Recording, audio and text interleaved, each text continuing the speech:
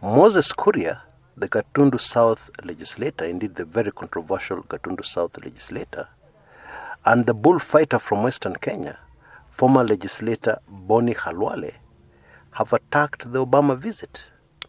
The gist of the attack is that President Obama came to Kenya and did nothing for Kenyans. President Obama was in the White House for 8 years and did nothing for Kenya. Now, such an attack on this great son of Kenya just angers me. And indeed, it has angered a lot of Kenyans. President Obama is the first Kenyan-American president of the United States. He was elected into office by the American people, not the Kenyan people.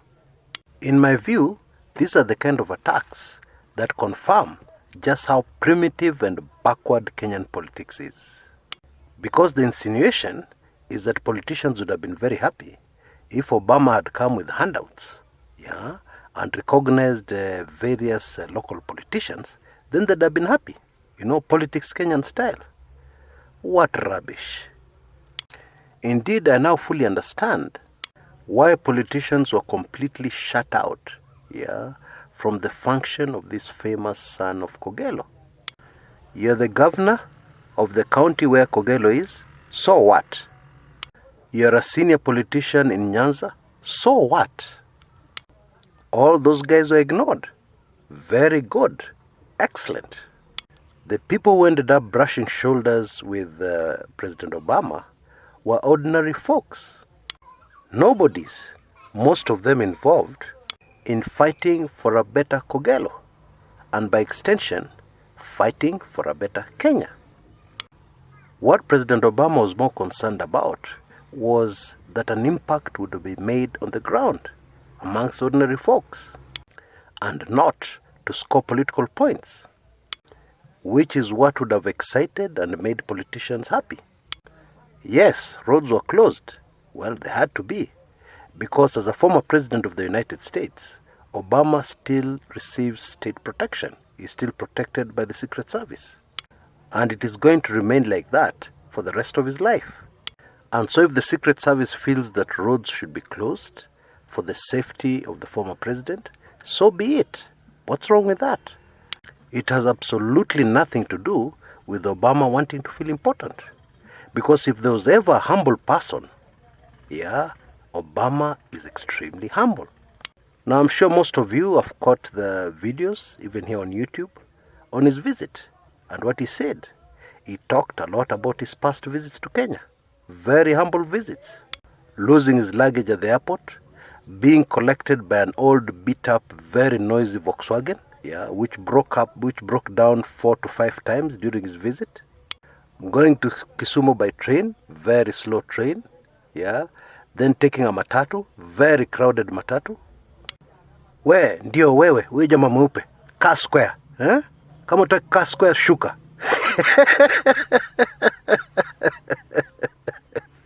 Folks, I'm so sorry for repeating myself, but it is just mind-boggling how somebody can be in a very crowded matatu, being given instructions by a very smelly makanga. And then just a few years later, that same individual is on Air Force One, with the best technology, the best security in the whole world.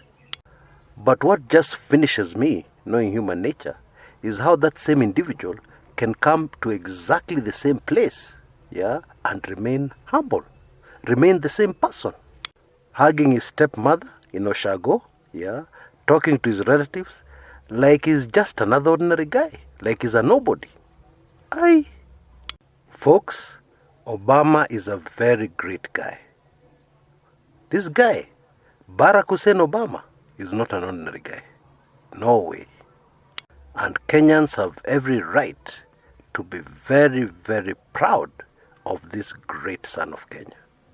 I mean, just compare him to these small KMPs we have here. Somebody's elected into parliament, he gets a caprado, and then he starts, his work changes. He starts pretending he doesn't know you.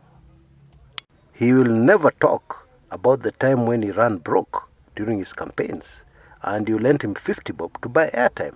He will never talk about that. he'd better die fast. Eh?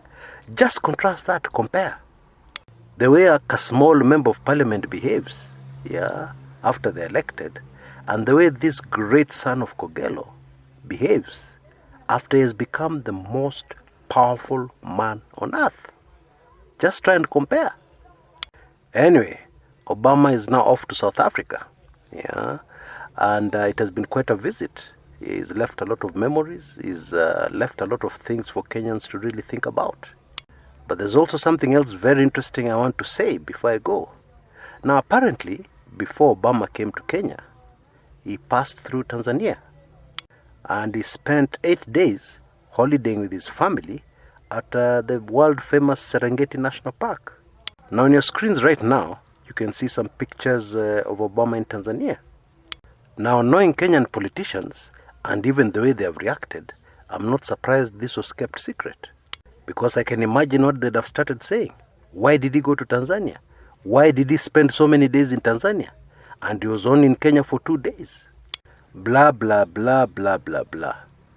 Yani, a lot of hogwash. Yeah, give Obama a break. Yeah, what's wrong with him having a holiday, even for 1 month in Tanzania, before coming to Kenya? Before coming to the pit of poisonous snakes that happens to be his home, or the home of his father. Personally, I'd have needed at least a 2-week or 3-week holiday before flying into Kenya. Because Kenya is just Kenya. A very crazy place where we have to sort out a lot of things. So give the son of Kogelo a break. Please. Until next time, this is Kshs, Kumekucha.